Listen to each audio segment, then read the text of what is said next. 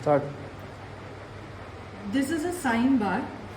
So for angular measurement, we have seen that you can use angular gauges. So sine bar is also one of the methods that is used for angle measurement. So for example, the sine bar, this is a construction of the sine bar. So as you can see, the sine bar is made up of hardened steel, and it is having a rectangular block, and there are holes provided in order to reduce the weight of it. And as you can see here, there will be two rollers. Okay, they act as the roller supports. So this is the construction, simple construction of the sine bar. Now there are many applications of the sine bar, like measurement of the angle or a given taper, and then aligning workpiece to a required angle and other things. So for example, how do we use the sine bar, or how do we find out the angle? So if you take this is a workpiece and it is having a taper, there is a certain angle if you observe here, because this edge is smaller end and this is a larger end. So when you consider this, there is an angle, it is inclined at a particular angle.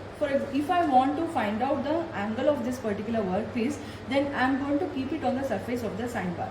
So initially it will be in the horizontal position. So like this, on a surface plate, this is a surface plate.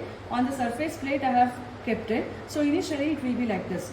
But now we want to find out the angle of this. So what we have to do is, since it is inclined with respect to the surface plane, we have to make it horizontal with respect to the surface plane. For that purpose, what we will do is, we will calculate the dimension of the larger end, and we will ring the slip gauges. These are the slip gauges. So for here I have taken only one slip gauge as an example.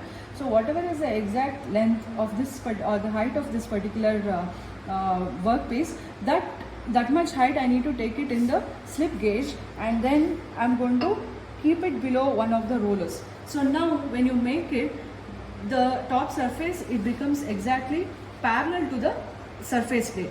So after doing this, we are going to mark different readings, or we are going to mark on the workpiece, and with the help of the dial indicator, we are going to take the reading. So we are going to adjust the dial indicator at this particular points. Okay, H1, H2, like that. We are going to take the reading, and we are going to consider the sine of that particular angle. So in the sine bar, the sine theta will be equal to height divided by the length or the distance between the two rollers. L is nothing but height will be the difference in height between H1 and H2, and the distance between the two rollers is really nothing but the center distance between this roller and this roller. So it will be dependent on the sine bar. So for example, 100 mm sine bars will be there, 200 mm sine bars will be there. So like that, H by L. So that is how you calculate using the sine bar.